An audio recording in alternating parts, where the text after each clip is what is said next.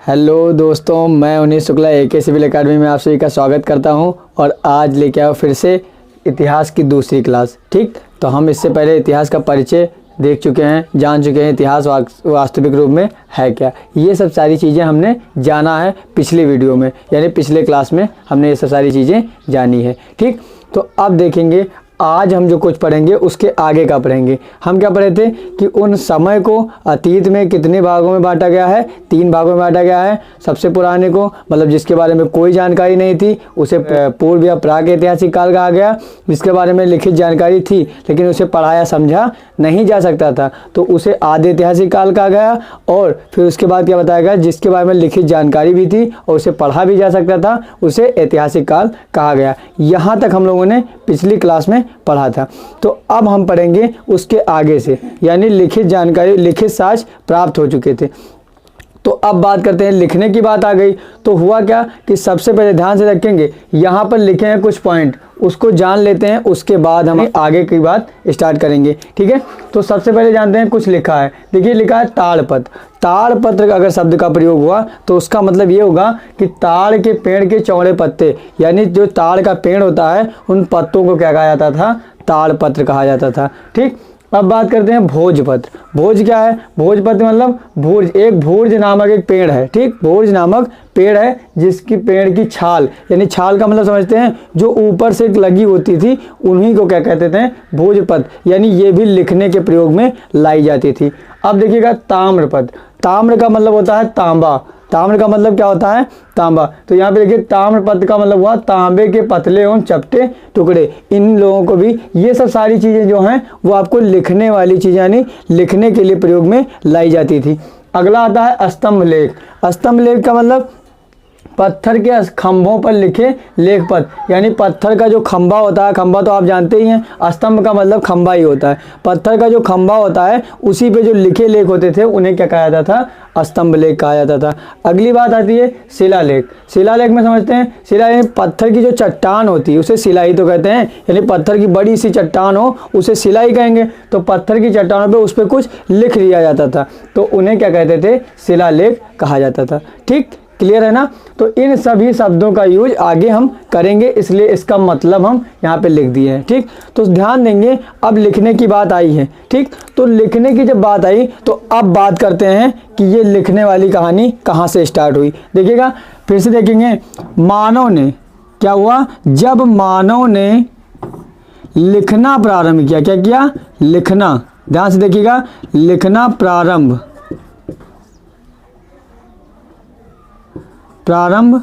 किया। मानव ने जब लिखना प्रारंभ किया, ध्यान से समझेंगे, बहुत ही अच्छा लगेगा कि बिल्कुल एकदम कहानी टाइप समझिए, एकदम स्टोरी ही चल रही है। मानव ने जब क्या हुआ, लिखना प्रारंभ किया तो उसे क्या हुआ, कागज का, उस समय क्या था, उसे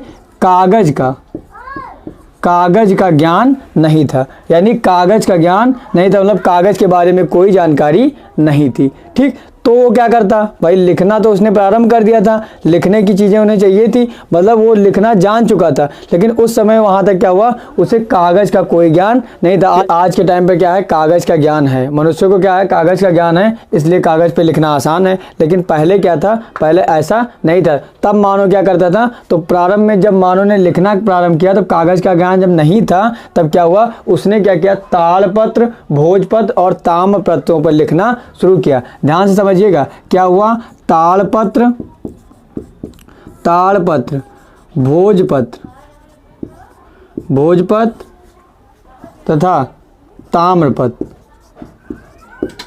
ताम्रपत्र पर लिखना प्रारंभ किया। यानी अगर पूछा जाए आपसे कि मानव ने सर्वप्रथम किस पर लिखना प्रारंभ किया था तो आप क्या जवाब देंगे, ताड़पत्र, भोजपत्र और ताम्रपत्रों पर मानव ने सर्वप्रथम लिखना प्रारंभ किया था। ठीक, तो ये बात हुई। और कभी कभी क्या होता था, कभी कभी अगर बात करेंगे, कभी कभी की बात करेंगे तो मानव या क्या होता था, स्तंभ लेख। ठीक, स्तंभ लेख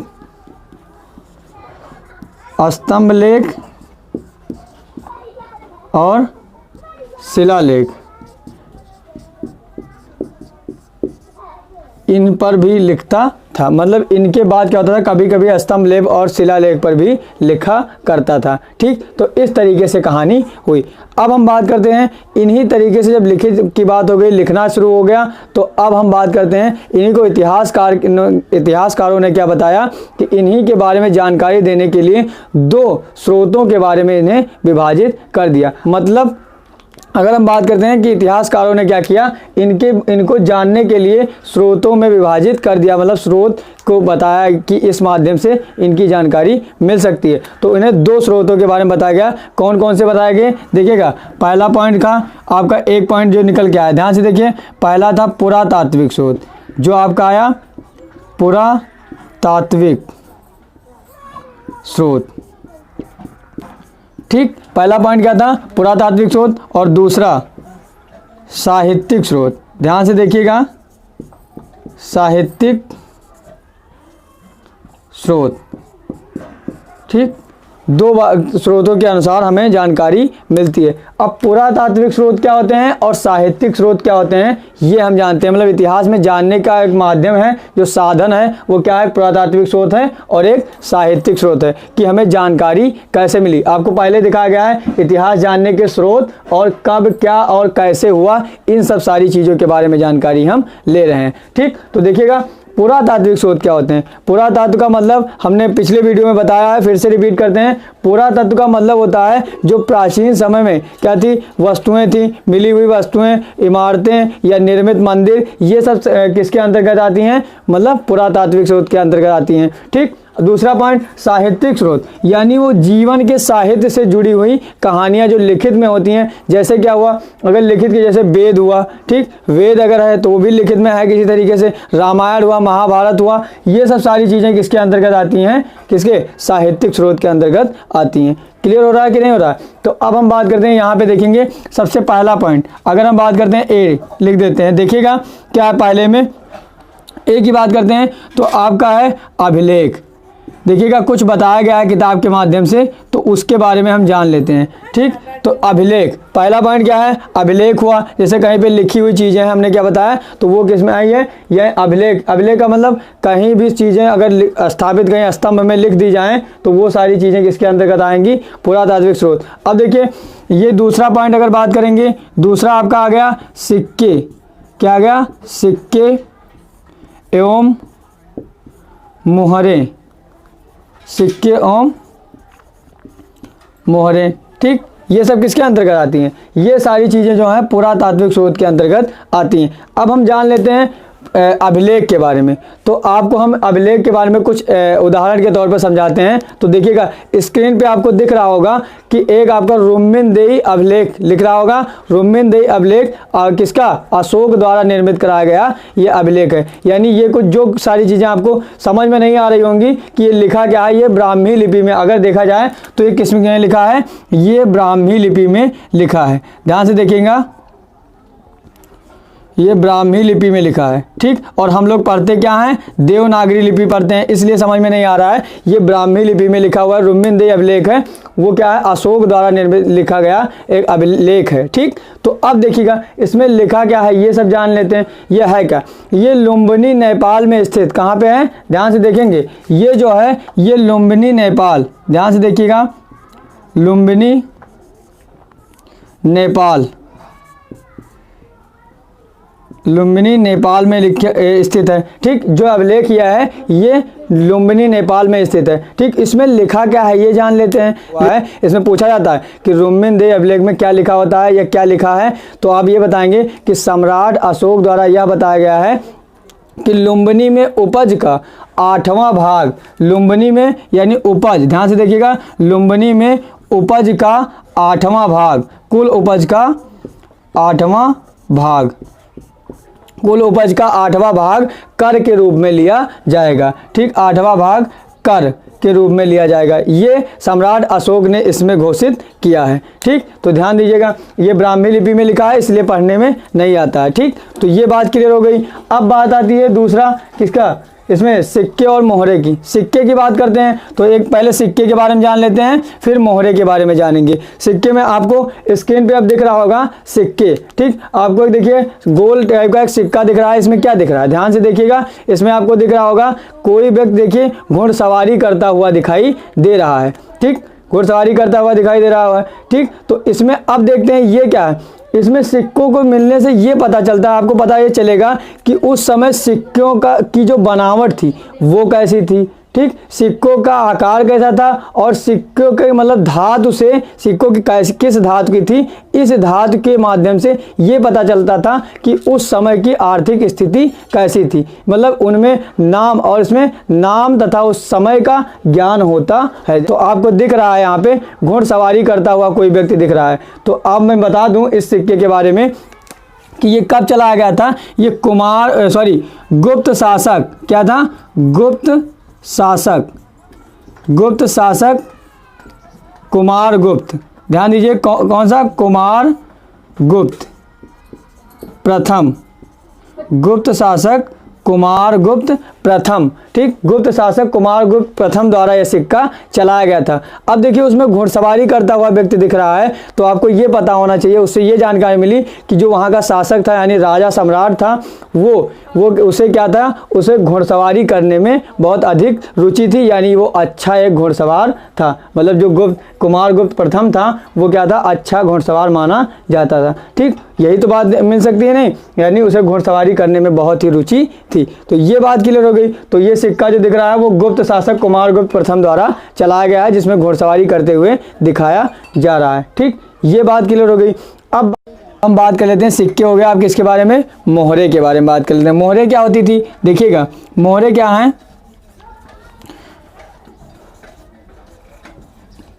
मोहरे, अब देखिए ध्यान से, आप ये जो स्क्रीन पे आपको दिख रहा है वो क्या है, मोहरे हैं, ठीक। अब ये मोहरे में आपको क्या दिख रहा है, शायद आपको दिख रहा होगा एक बैल दिख रहा होगा, ठीक। दिख रहा है, नहीं दिख रहा है, यानी अब अगर आप सोच सकते हैं इन मोहरे से, यानी ये मोहरे कहाँ मिली थी ये जानना जरूरी है। ये हड़प्पा कालीन मोहरे हैं। कौन सी, हड़प्पा काल की मोहरे हैं। कौन सी, हड़प्पा, ध्यान से रखिएगा, हड़प्पा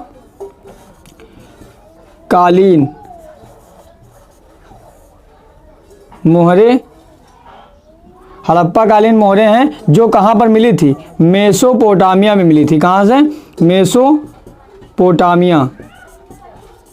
मेसोपोटामिया में मिली थी, ठीक। ये जो आपको स्क्रीन पे दिख रही है ये हड़प्पा कालीन मोहरे हैं जो मेसोपोटामिया में मिली थी। अब देखिए यहाँ मोहरे में आपको दिख रहा है क्या, बैल दिख रहा है। अब बताइए कि प्राचीन समय में बैल का क्या कार्य रहा होगा। आप समझ सकते हैं कि बैल का कार्य क्या होता है, व्यापार करने में लाया जाता, मतलब वस्तुओं को ढोने का कार्य बैल करते थे। बैलगाड़ियों से सारे सामान आते जाते थे। यानी आप ये कह सकते हैं इन मोहरों से ये ज्ञान आपको मिल सकता है कि हड़प्पा कालीन मोहरें अगर मेसोपोटामिया में मिली हैं तो आप ये कह सकते हैं कि हड़प्पा का व्यापारिक संबंध जो था वो कहाँ से था, मेसोपोटामिया से था, ठीक। ये बात हो गई मोहरे से देख करके, ठीक। ये मोहरें आपको पता चल चुकी, ठीक। अब हम बात करते हैं आगे, एक और पॉइंट आता है, स्क्रीन पे दिख रहा होगा आपको स्तूप। एक आपका ये क्या है, ये है सारनाथ स्तूप। ध्यान से समझिएगा, सारनाथ स्तूप है। अब ये है क्या, इसकी खास बात क्या है इसलिए इसे दिखा रहे हैं, ये भी पुरातात्विक स्रोत के अंतर्गत आता है। तो सारनाथ स्तूप देखिएगा है क्या वास्तविक रूप में। हम बात करते हैं सारनाथ स्तूप की,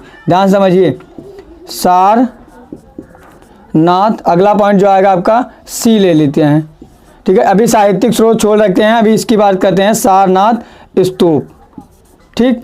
अगर बात करते हैं स्क्रीन पे आपको दिख रहा होगा सारनाथ स्तूप, ठीक। यानी ये है क्या, ये सारनाथ में उत्तर प्रदेश में, किसमें है, उत्तर प्रदेश में, उत्तर प्रदेश में। और इसे क्या धमेक स्तूप भी कहा जाता है। कौन सा, धमेक स्तूप, धमेक स्तूप भी कहा जाता है। और ये निर्मित किससे कराया गया था, मौर्य वंश के शासक किसके, अशोक द्वारा, सम्राट अशोक, मौर्य वंश के शासक सम्राट अशोक, मौर्य वंश के शासक सम्राट अशोक द्वारा कराया गया था, ठीक। ये बात देखिएगा,